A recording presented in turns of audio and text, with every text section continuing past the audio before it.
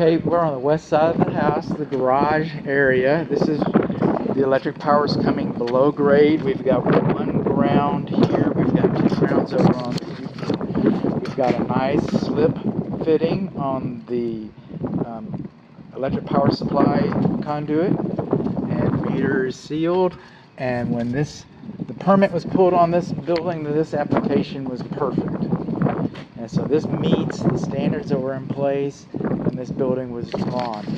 If this building were drawn today, the new electric current is you should have an electric service disconnect outside of the house. It would be for first responders and that kind of thing. But on the other hand, you know, it was like yesterday that requirement showed up. So there we go. And speaking of grounding, over here we got our UFER, UFER, and we've got two grounding wires right inside of there. And then again, like we saw on the pre-drywall inspection. And then, like we saw on the pre-drywall inspection, these cabinets, okay, I don't even know how this one was installed. I think I remember something, but with drywall screws. Can you believe that? Drywall screws. Drywall screws are fast and tight. I get that. Just throw some drywall screws in it, Philip, or going to the beer store. Oh, Doug, you're the fastest guy in the shop. I know. I'm getting a raise next week. That's the way we do it in construction.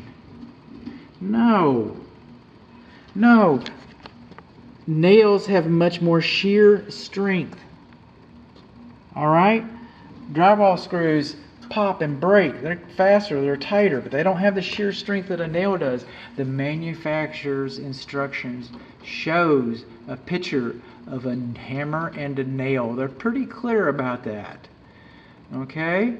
So if this structure were to experience a tornado, for example, these cabinets could pop out like a pimple, and then the first responder stepping over the cabinets, over Sparky, trying to get over here to, do you some good, trying to help you. If this was nailed in, I get it, your whole garage is blowed up. But it'd stand a better chance of still being attached to something so that there would be some semblance of order to help, and that's what it's for. That's what it's about. Coming on along. All right. What else, bud? Oh, we got things. Besides the drywall screws, you're not supposed to have an 1/8 of an inch gap. You see, these dead front cover panels on these cabinets, these load centers, breaker boxes, electric service panels, call them what you will, these load center cabinets, okay, these covers are supposed to fit flush. All right? You're not supposed to have an 1/8 of an inch right there. Right? Not supposed to have an 1/8 of an inch. That compromises the fire blocking. When the cabinet fits right in here, you've got that big old gap that hopefully it doesn't melt down, but I didn't make that rule up. I do know, bud, this is new construction. Come on, give us a break. These are people installing this. All I know is the 16-year-old kid down at Wolf Electronics that put the stereo into my car dash. That stereo looked like it was molded with the car. And I know that 16-year-old was more preoccupied with what he was going to do on a Friday night with his buds than a 35-year-old licensed electrician or a drywall installer. Some combination of the both, of the either.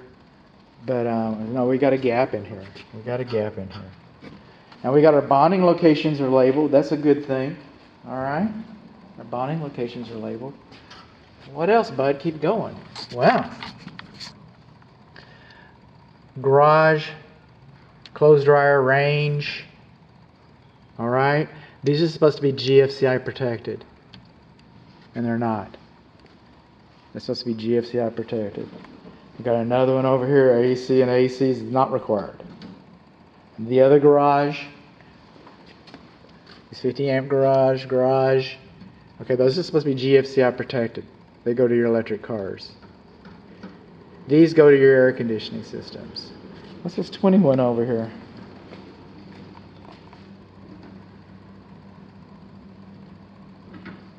That's interesting. So we got a 20 amp double pole breaker going to your furnace or furnaces. That's interesting.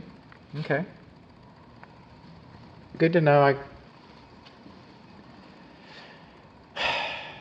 You through, bud? No, I'm not through. I did not wake up this morning just to find a way to piss off the builder. You know, I'm tired of all that scribbling. You know what I'm going to do? I'm going to make something up about that scribbling. No, the code and the manufacturer. This is handwriting. This is printing. Okay? Breaker information. That's printing. The manufacturer and the code. So this 1, 2, 3, 4, 5. That's printing. This is handwriting. And the code and the manufacturer both stipulate that these should not be written, that they should be printed and durable. So what we learned? We learned that we got our breakers all improperly labeled with handwriting. We learned that we got more than 1/8 of an inch gap in our cabinets, and they were installed with drywall screws. We learned that some of our 240 electric circuits are not properly GFCI protected. That's what we learned. Did I say the gap in the cabinet? I'm sure I did. We learned that we misspelled UFER. UFER.